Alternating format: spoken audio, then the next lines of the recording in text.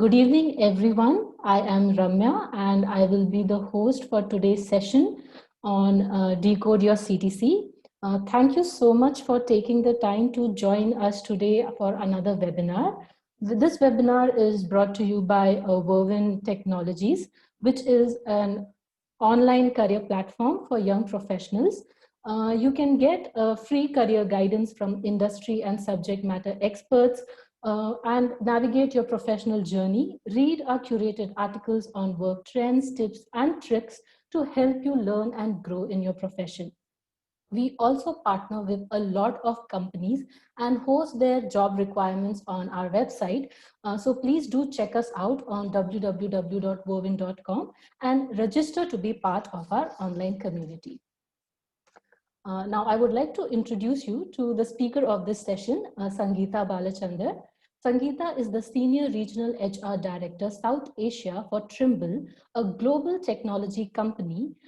She has more than 20 years of experience designing and implementing human resource programs, and she has also managed compensation and benefits for a global global employee base of more than 15,000 in her previous organization, Honeywell. Sangeeta is a professional trainer, training more than 100 leaders in India and New Zealand. In this webinar, Sangeeta will help us understand salary breakup, its structure, components, and other important things that we must know about our compensation. By the end of the session, you will have more clarity on what determines your salary, taxation, how you can negotiate raises, and evaluate offers in a meaningful way. Before we go into the webinar, I urge all of you to remain muted at all times. And if you have any questions, please keep sending us in the chat box, and I will take it up with Sangeeta at the end of the presentation. Thank you so much. I'll stop sharing my screen now. Sangeeta, you can take over.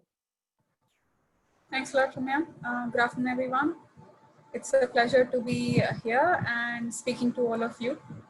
Exciting conversation. I'm hoping that at the end of the conversation, you should be able to get some perspective of what compensation is all about. All of you are employed and or possibly looking for employment. This is a journey, and as you go through it, there are some things that you learn, some things you think, I wish I had known better. So I'm happy that you've chosen to understand a little bit more about it. A little bit about myself. I am based out of Chennai. Trimble Technology organization is based out of Chennai too. I head the HR function, as Ramya said, thankfully, Ramya. Thanks to you for the introduction again. I have completed my post-graduation in HR function. I've been in the industry for a long period of time. If you're looking for more information in the future, reach out to me on LinkedIn. I do provide guidance and coaching on these areas, as they are very interesting topics in and out of the field. With that, just a small catch up on Trimble. Trimble is a global organization. We transform the way the world works, as we are a final mile organization providing disruptive technologies for industries which are very close to everything that impacts human life. What you see here, agriculture, construction, both vertical and horizontal, geospatial positioning, natural resources like water, utilities like power, transportation, and also industry applications in these areas. We've been in the business of transforming the way the world works for the last 40 odd years. We are NASDAQ listed, 3.27 billion last year end. Very highly innovative organization. 14% of our R&D expense gets recycled, reinvested in technology and innovation. We are about now close to about 12,000 odd people in 35 countries, with 1,300 employees across India, and exist in 150 customer countries due to our customers. So great place to be, interesting technologies that we work in. With that, Comp and Ben, Compensation is a very beautiful field, as this is one thing which is very close and numerical in the otherwise fuzzy world of HR.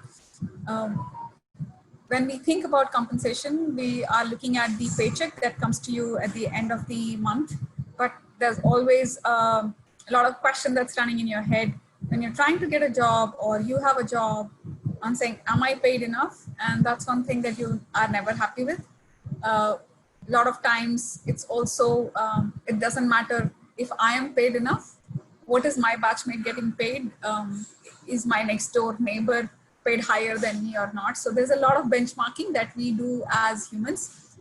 Interestingly, organizations also do a lot of benchmarking. And if you have to understand your comp, one of the things that, or a few of the things that you would have to take into consideration is how the market moves in that industry.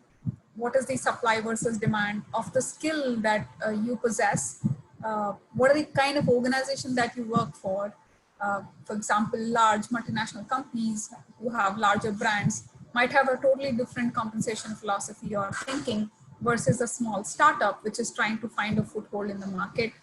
A services company might have a totally different compensation ideology versus a product organization. The kind of margins that they make in the business also would influence the compensation philosophy that the company has.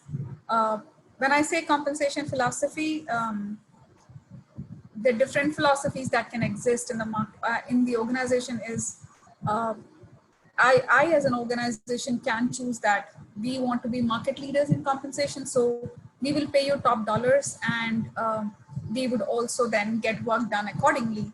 Or I'm not in this chasing the number, because the top position will always be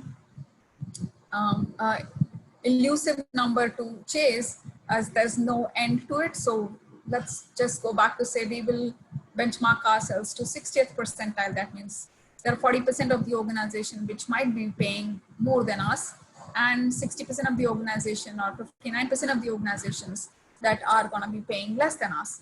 So, or you go back to say we are a market median player. A lot of the organizations in the industry say we are market median players, which means that we are trying to be somewhere around average. We would pay almost like everybody else pays. 50% of the organizations might pay more than me, 50% might pay less than me.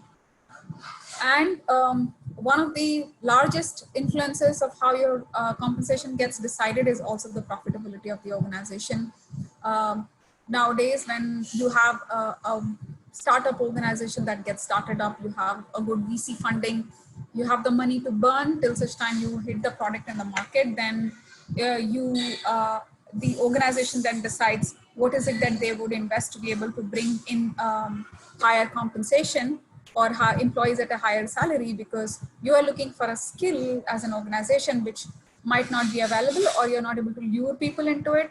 And those will influence how compensation gets decided for the employees who are getting hired. Moving on.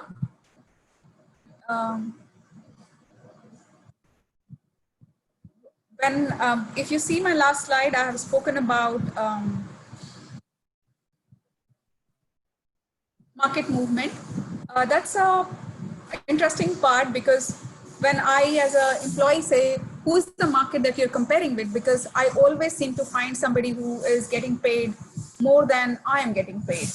So how is it that they are getting paid more than me when you are saying that we are actually paying very well in the industry? So when that's because every organization, medium or large organization, I should say, would carry out a, sorry, my screen is giving me a little bit of a trouble. Organization go out and carry out a benchmarking study. What benchmarking study means is you go back to define what is the industry that you belong to. So if I'm a manufacturing organization, then your employer will go into the market and compare themselves with similar manufacturing organizations. There can be different cuts in manufacturing itself. Like I, as an organization, I'm an auto manufacturer, or you could be organization which is into pharmaceutical, or you could be an organization working for an organization which is into ITES. So you define the industry base which you would want to compare yourself with, and then go back to say, in this industry, how is the compensation being paid? So let's just take IT for an example. If you are employed with an IT company, then it can be IT consulting organization or IT services organization or product organization or ITES organization. Then every organization have their own basket of company. It's called a company basket. You decide on who are the people that you want to compare with. And now that's the most easiest part actually, because once you have decided, then you go back to say, I would like to compare my compensation with you, and lo and behold, nobody would want to share their data as it is confidential. So how do you go about collecting that information? That's where these large consulting firms come into picture. They do benchmarking study year on year. For example, Aon Hewitt, Mercer, they would conduct large market study, and they act as third parties who's interested only on large data sets versus employee level compensation. So the confidentiality is maintained. Every company provides their their internal compensation information to these consulting companies, and then they go back to do a job match. What job match means, if I'm a software engineer, so then they would look out for all employees who are software engineers. Now you may call your job internally as software engineer, whereas somebody may call them as analyst, somebody will call them as developers. So the job match exercise is the roles and responsibilities get compared, and then basis that role and responsibility, a pool gets created. That pool then looks at market data or salary data for that pool. Let's say if we were just doing campus compensation, so all campus freshers are going to be doing, let's say, software development or QA testing or DevOps kind of a role, then basis that the fresher salary gets compared and go back to say one organization is paying 3.75 lakhs, other organization is paying 4.15, other is paying 5, 5.3, 6.5, 7.2. So this data set becomes a large data set, and then this consulting company will come back and tell your employer that on a median basis, the salary sits at about 5.3. If you want to be competing, leading the market, you may want to benchmark that at 6. If you want to be lagging the market, you're not going to go to the campus so much, then you can actually decide at 4.75 also. So that influences the organization's ability to decide. Also, the availability of the skill in the market decides the quality of the data. You know that higher the number of data points, better is the probability of a clean data that comes in. So there's a lot of science, interestingly, that goes into doing benchmarking of data. Once the benchmarked data comes into the employers, then part one of market movement gets understood simultaneously, and compensation gets decided based on particular job. For a job of Java developer or .NET developer, what is the compensation going to look like? For a quality analyst, what is the compensation going to look like? For a technical support, what is compensation going to look like? So on and so forth. There are some jobs which also get a little bit of a higher premium than the other jobs. That is the skill demand versus availability. Then we move to,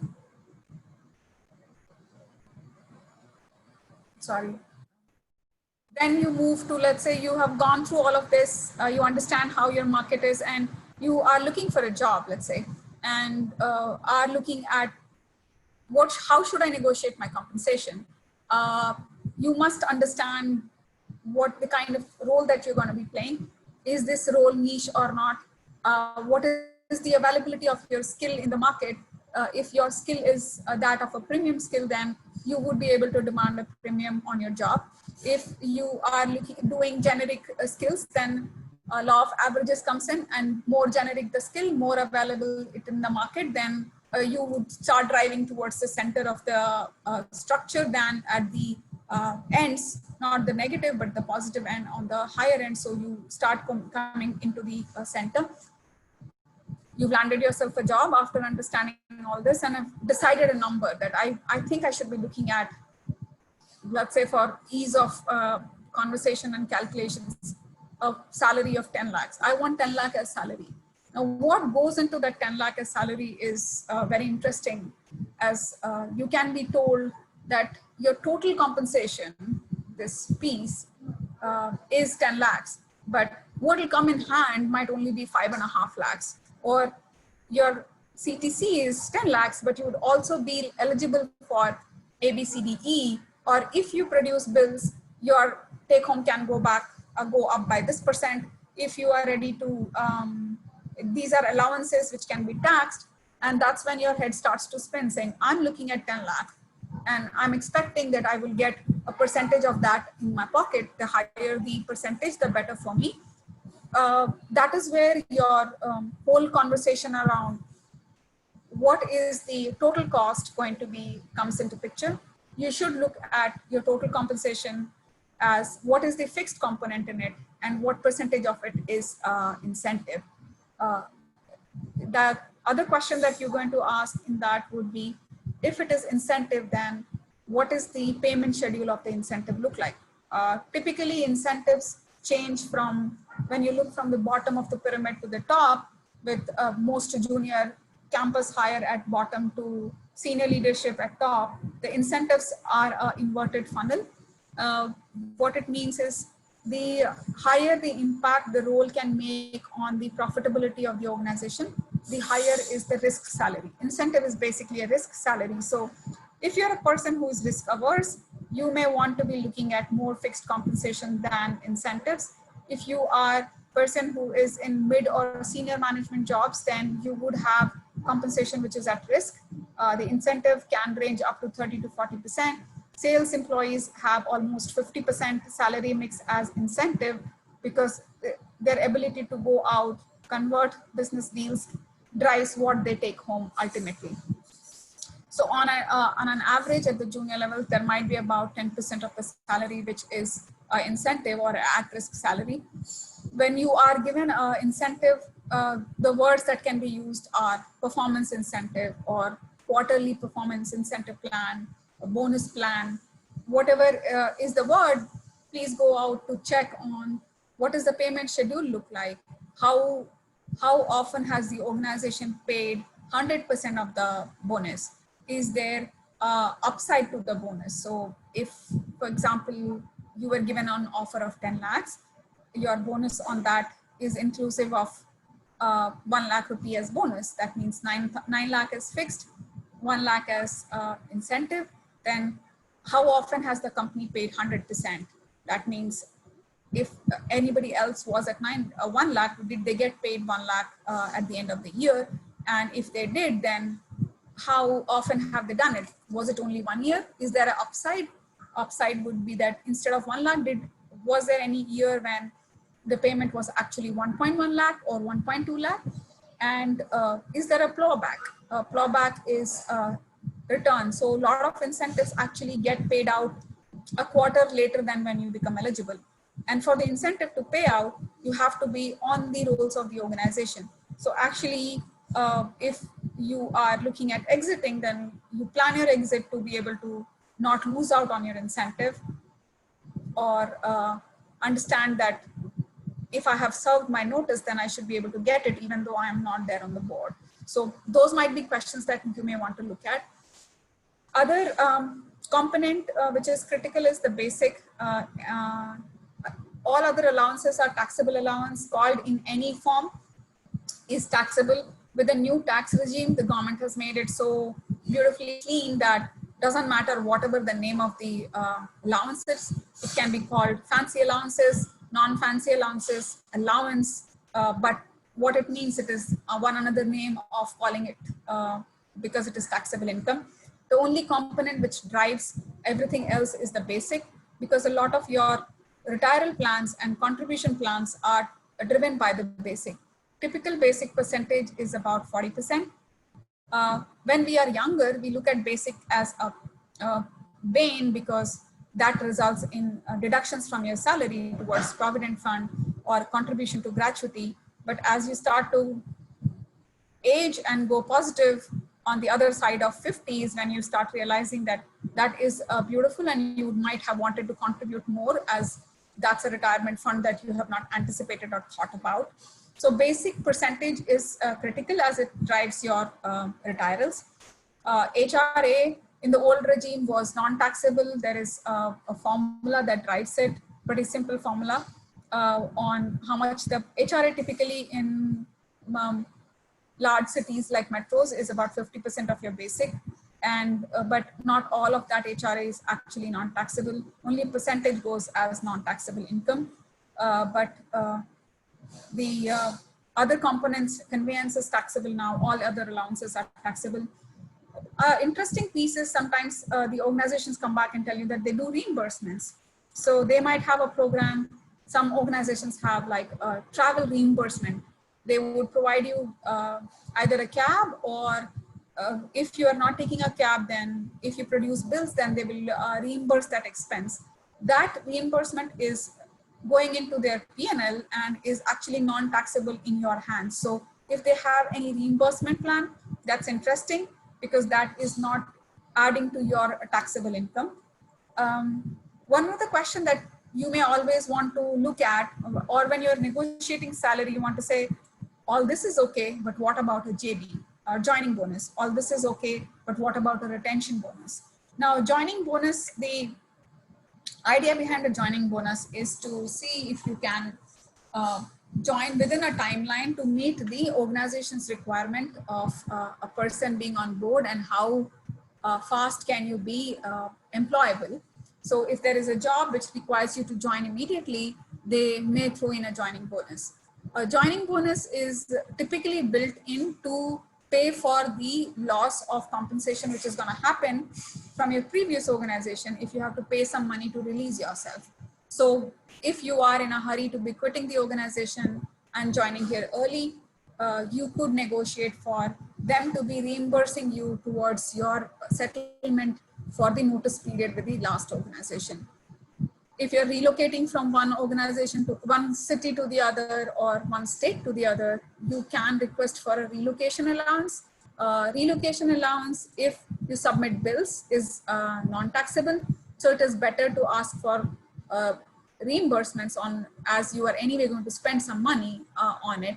Otherwise, it gets added to your total salary. So it basically what it does is that, let's say if your salary was 10 lakh, they gave you a relocation allowance of 25,000 rupees. So your taxable income actually went up by 10 lakh to 10 lakh 25,000. And you shifted one slab on income tax. You would rather not do that and get a reimbursement. So you would have to be a little more thoughtful when you look at how your compensation structure comes in. And if you're going to be changing slab, income tax slab, you'll have to be conscious about it. So far, so good? Ramya? Yes, yes, Sangeeta. Okay, cool. Let's go to the next slide. So what are the other benefits that you should be aware of that we do not necessarily pay so much attention to? We're looking at all the time at take-home salary or CTC or TFC, but the organization always will have, if you're looking, visualize a table, you would see 1, 2, 3, 4, 5, basic HRA allowance 1, 2, 3, then a cost, then 1, 2, 3 line item and another cost. And our mind is only looking at the top table before the first line item. You never go down to see what is there. But those things are very critical.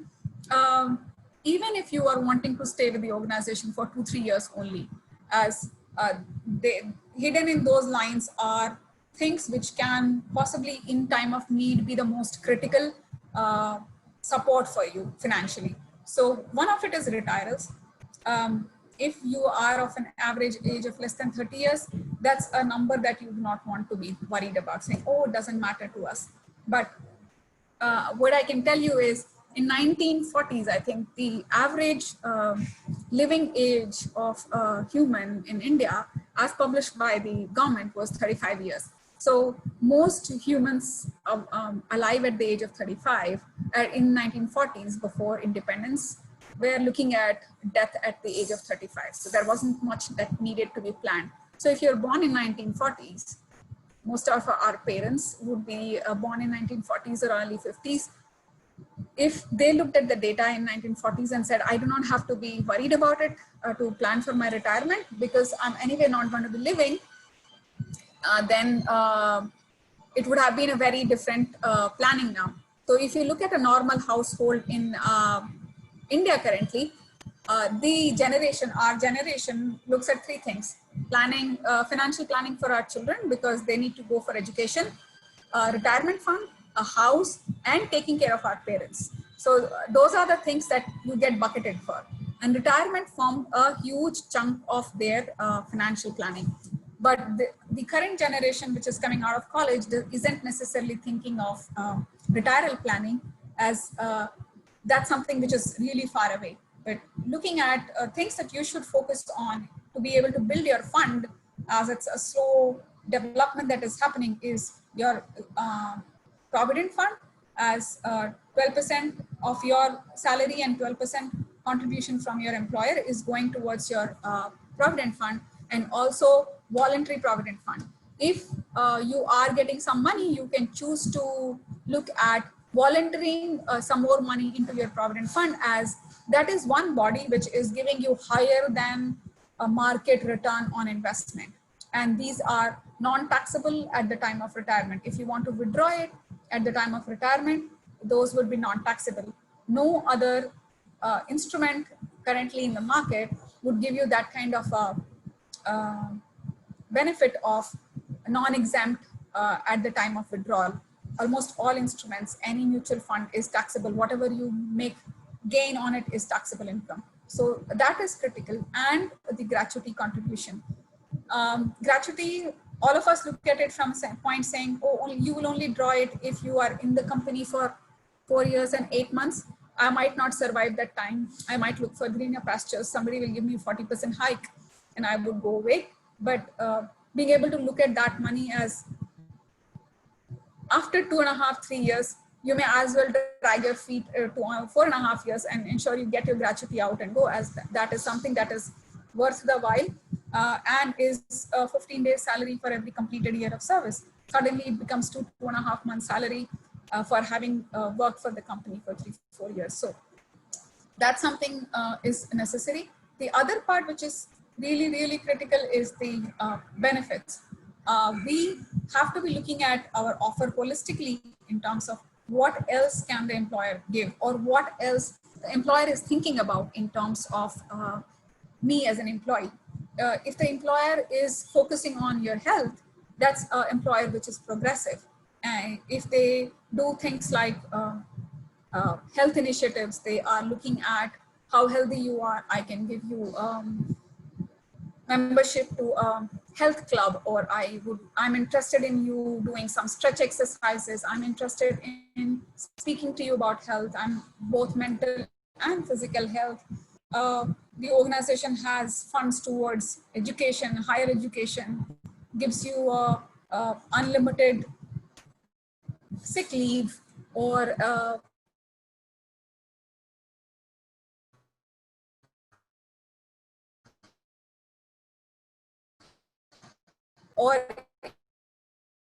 is driven by when you are in need, then those employers or those Hello, Sangeeta, sorry to interrupt. I think we lost you there for a second or so. So I think it's better now. I think if you could. When was the last you heard me? I think just go back by 30 seconds. I think for 30 seconds we lost you there. Okay. So, yeah. One of the critical aspects of compensation or making a decision on salary is to be able to see how the employer is ready to invest in you and what else does the employer invest in you. When we negotiate compensation, one thing that always comes up is, I need 30% hike. Where does your 30% hike that where does the number of 30% hike come from, and is it a sustainable hike, and what else is contributing to that 30% hike, you have to be thoughtful about. If the organization, if you're investing in education, or you are interested in education, or you're interested in health, and the company is ready to give you a more holistic approach to your health benefit plan, you may want to be rethinking about what's the money that is coming in your pocket, versus looking at a 30% raise. The other thing that you, when you're looking at a 30% raise is, let me go back to the slide because I want to talk about the 30% raise for a second. Sangeeta, So when we, sorry to interrupt again. I think your internet is bad, so can you go off video? So I think it will be really helpful.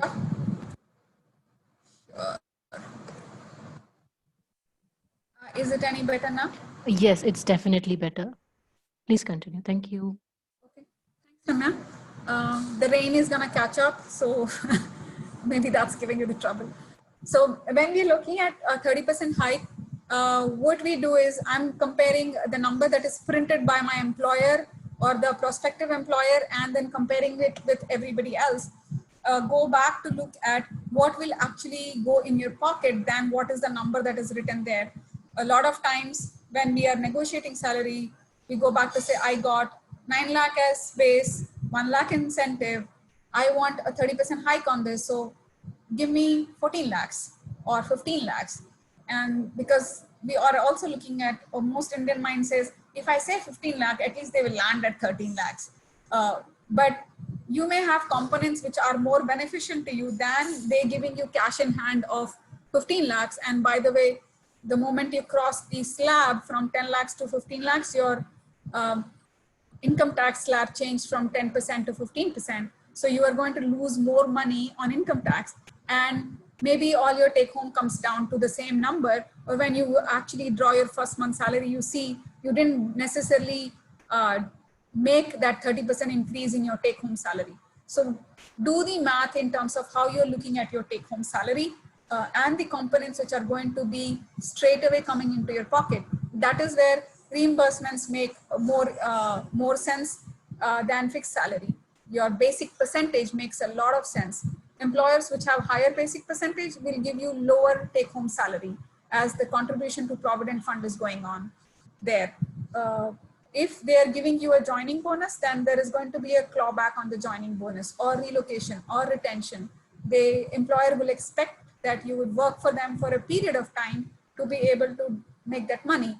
And by the way, when they give you the joining bonus, they are giving it to you, let's say 1 lakh joining bonus, but that is taxed in their hands and then given to you. But if you have to return it back, you have to pay the whole 1 lakh and not the 20,000 rupees that went to the government as tax. So be conscious about wanting to look at joining bonus or retention bonus, as there is a clawback that is associated with it. Okay.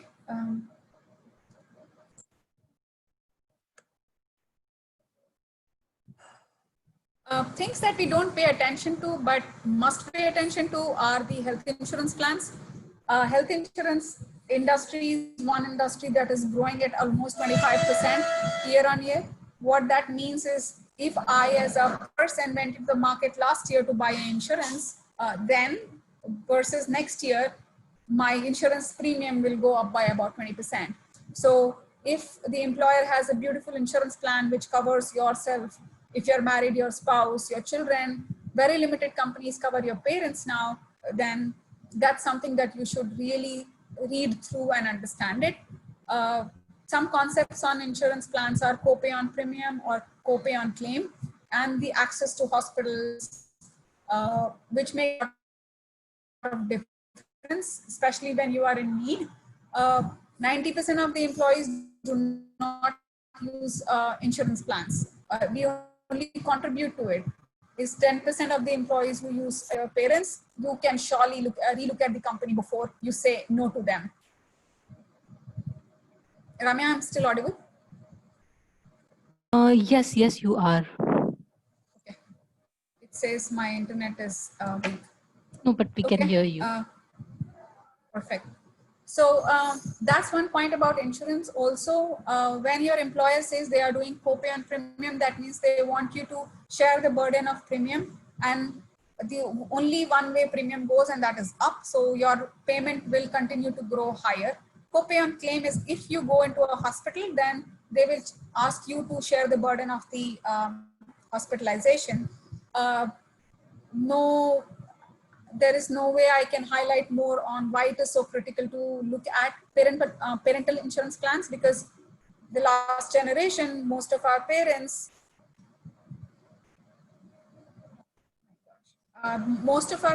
were not necessarily working for the government organizations, so they do not get unlimited free insurance.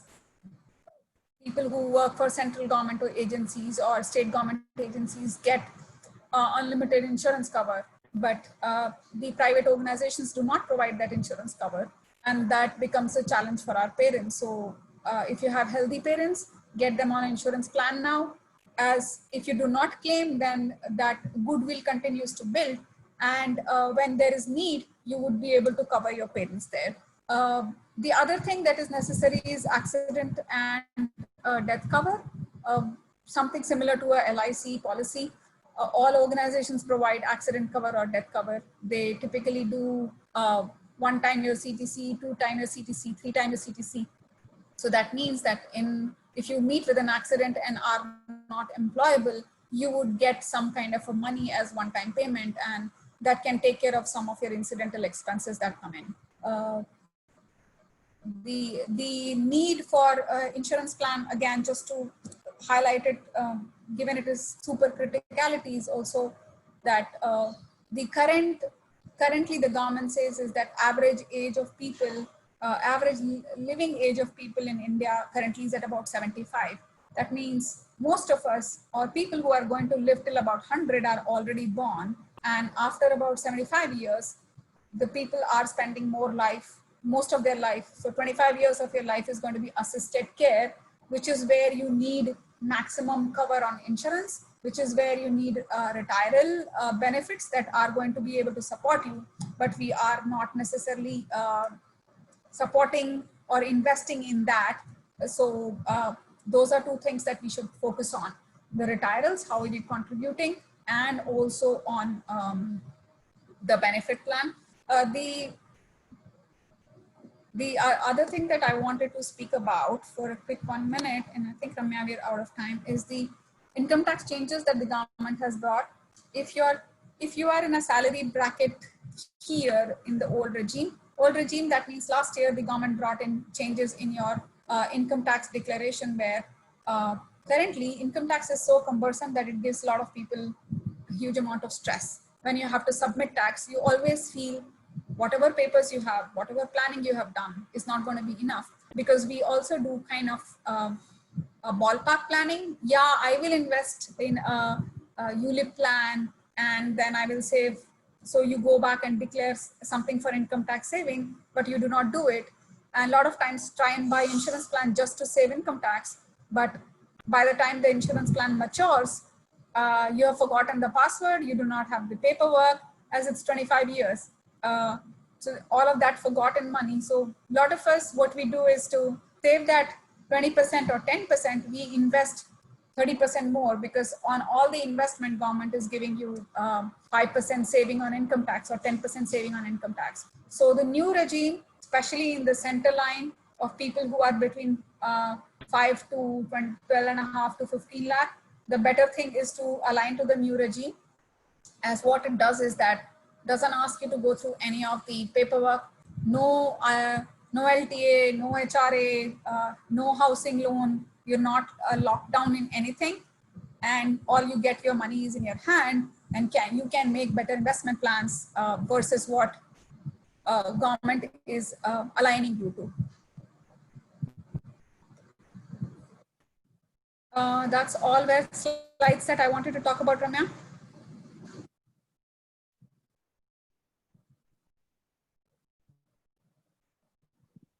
Great, Sangeeta. So we do have some questions, some from the chat box and some that we received previously. So I'll just ask them.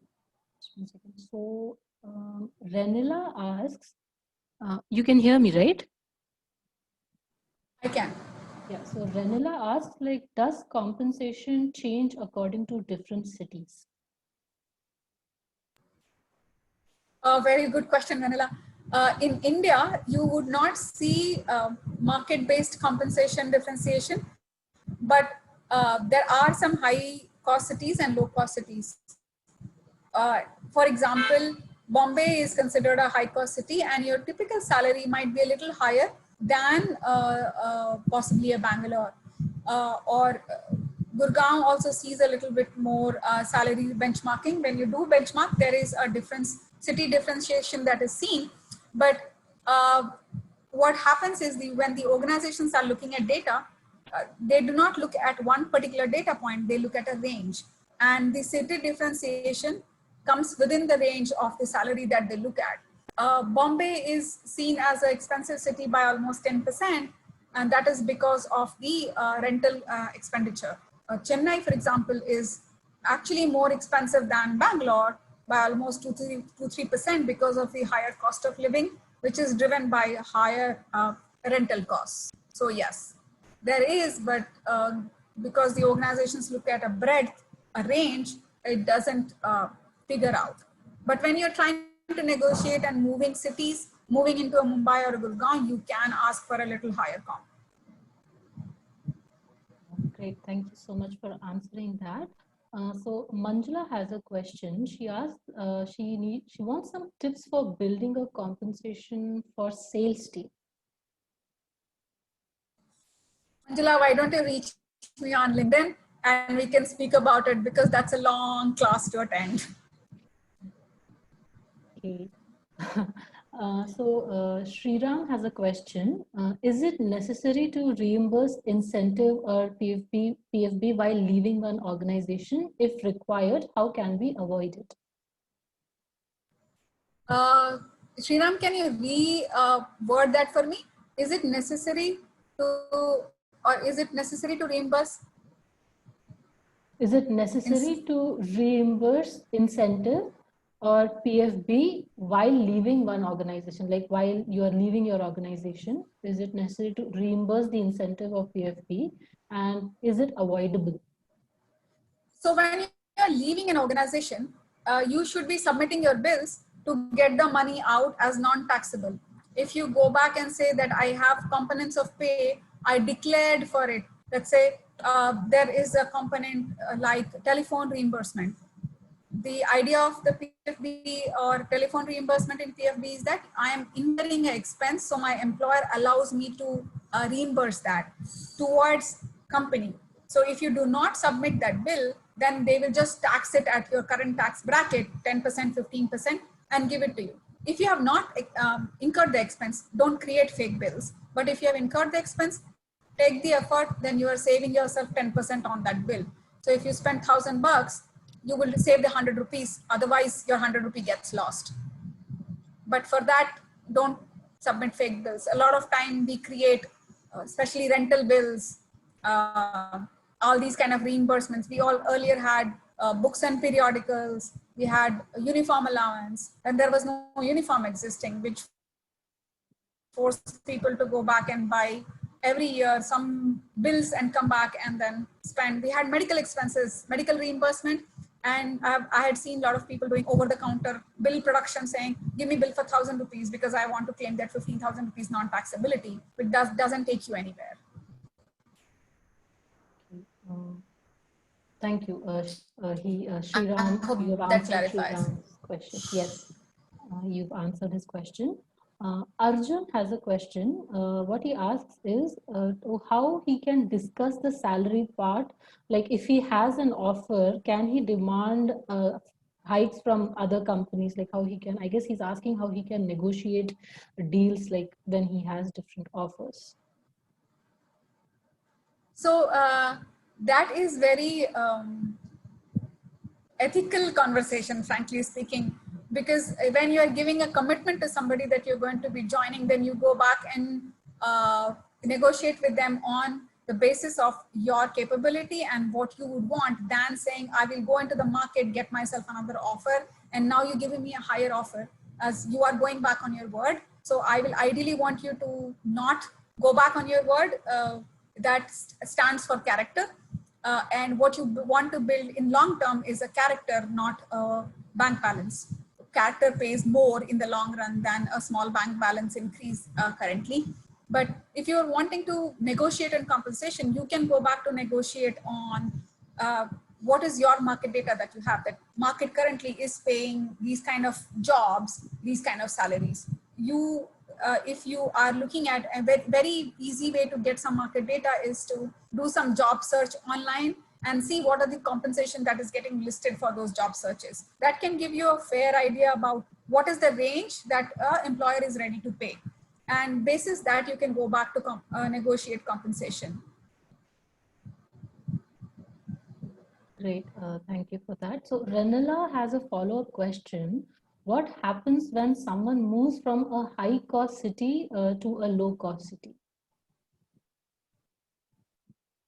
Actually, nothing happens. If you're moving from a high-cost city to a low-cost city, if your compensation is getting renegotiated basis that because you are living in Bangalore or you're living in Mumbai, so you got this much money to this job. If you're moving the same job, you can anticipate the same kind of salary or little higher salary.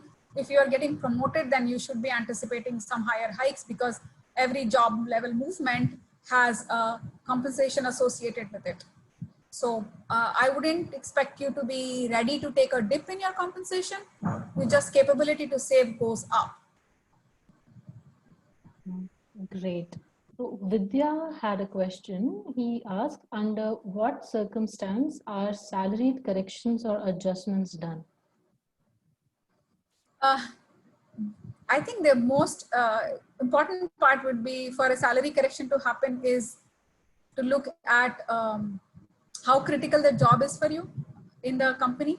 So if I am doing a job which is like a single point failure, that means if I leave today, that role may take, every role in India takes about 2.5 months to fill, until unless you have an internal person who's ready to take up your job immediately. So, or your quality of deliverable. So if you're a high performer, your employer would want to retain you. A high performer definition by an employer would be somebody who's able to take up the job, doesn't need a lot of supervision, comes up with ideas, is seen as somebody who is driving others, is pro change. If you qualify, check your boxes on that. Are you seen as any of these? If you are, then you're probably doing a good job in delivering your job, delivering at work. I would think, rather than wanting to say, will I get a counter offer, you may want to have a conversation with your manager. Again, it is about building character on, I think I'm not paid appropriately, or I need a raise because of these 3-4 reasons. You might have a financial reason. You might have a authentic market data. You might have started low on your compensation. You might have now learned a new skill, which is very critical in the market. So have the courage to have that conversation than going into the market, buying yourself an offer and threatening them to say, I'll walk out, because then it leaves a bad taste. And you may be told, fine, walk out. And then actually you wanted it to be retained, and now you do not have anywhere else to go back but to be leaving the company. Leaving the company also is, you should be looking at it holistically than only looking at compensation as a decision. Great, thank you. Harish has a question. He asks, could you please share names of components of incentives and what all can be reimbursed? Google, list on job sites. You would be able to get the kind of incentives they pay. But incentives can be on performance-linked incentives. The performance, when I say performance, it can be company performance and employee performance, and or only company performance or employee performance. A lot of people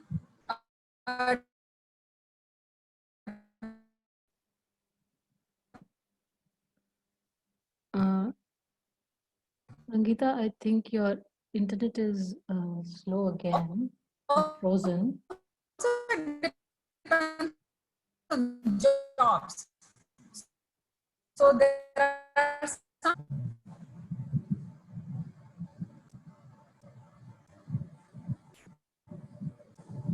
Ramya, I can see you. Yeah, so you got frozen. So can you please answer the, like, I think where you were saying a lot of people. So I think at that part you got frozen.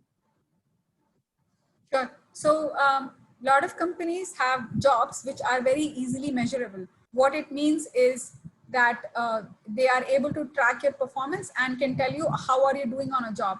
Those jobs have performance linked incentives.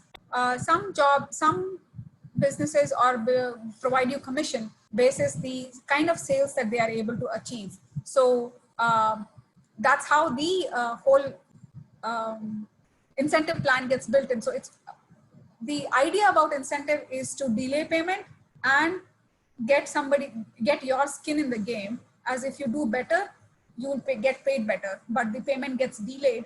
As when you are waiting for it, you would want to sustain your performance to be able to get it.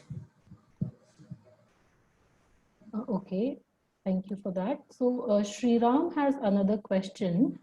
He asks that, can you give the salary component names which are highly taxable to a lower one, and also advise if old tax flow is good, or can we jump to the new one in the middle of the year? Shriram, the second question first. I think at the start of the year, the employees were required to declare in almost all companies on, do you want to continue with the old tax structure or new tax structure? If you are a person who can take the pain of collecting paperwork, or you have been investing for some time, you may want to continue in the old tax structure. If not, as you can see in my last slide, the percentages of tax has been brought down almost by 10% in some cases, and you would save more by being on the new tax regime. So those are things that you can look at. But if you've already declared that you're going to be on the old tax structure, then you may as well continue it. Normal things that people save tax on, the provident fund is a big contributor in the ATCC for saving tax, but there are also other components like HRA where people save tax, that is rental. If you do not do rental, then you can be doing a tax saving on insurance plan, medical plans that you are buying for your family or yourself or your dependent parents. If you had taken an education loan, then you can be saving tax on the interest there. If you have children, their education reimbursement, though that number is very small, gets reimbursed or gets non-taxed. But whatever you are investing, there's only a limit to which you can save tax. For example, ATCC allows you only 1.5 lakhs of up to 1.5 lakhs that you can save. So you are at let's say 10% tax bracket, 1.5 lakh, 10% is 15,000 rupees you're going to save. So for that 15,000, you're actually going to make an investment of 1.5 lakhs, which has to be continued year on year. And that is the downfall that none of us see through. Until unless you are invested in doing it year on year, I would rather go by the new tax regime, especially if you are in the middle basket.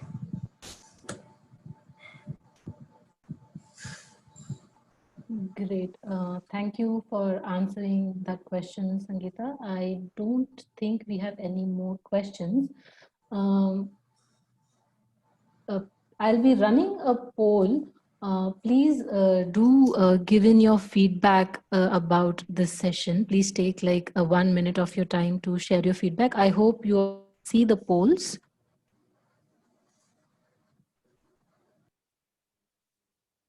Sriram, we will take your question, definitely.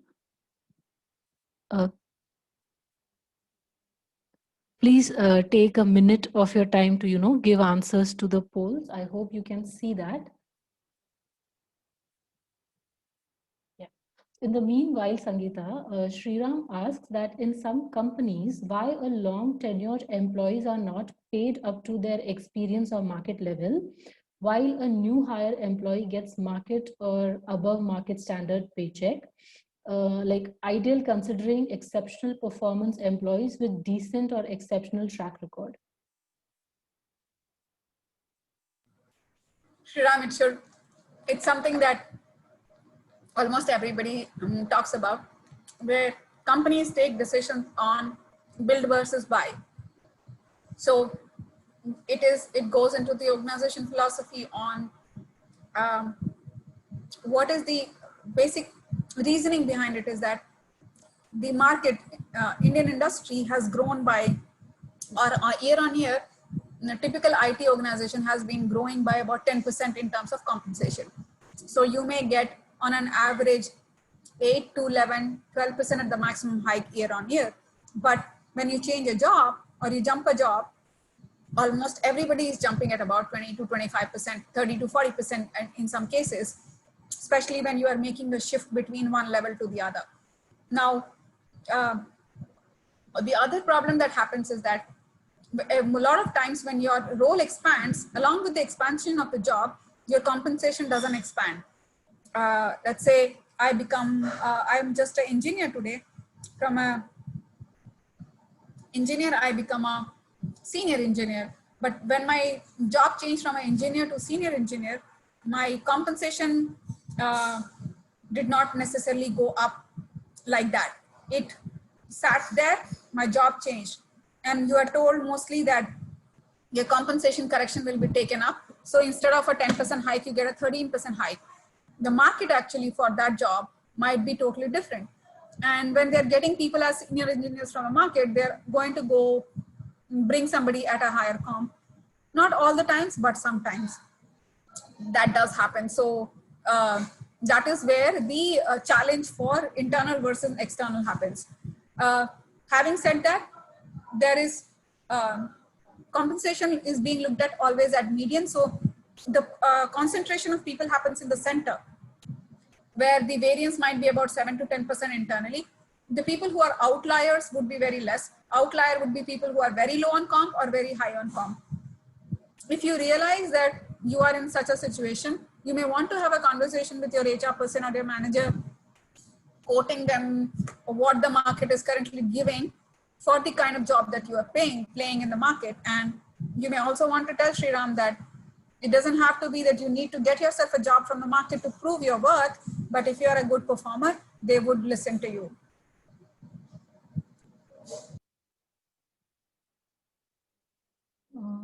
So Preeti has a question. She asks if HRA is fixed for the salaried person. No, HRA is not fixed for a salaried person.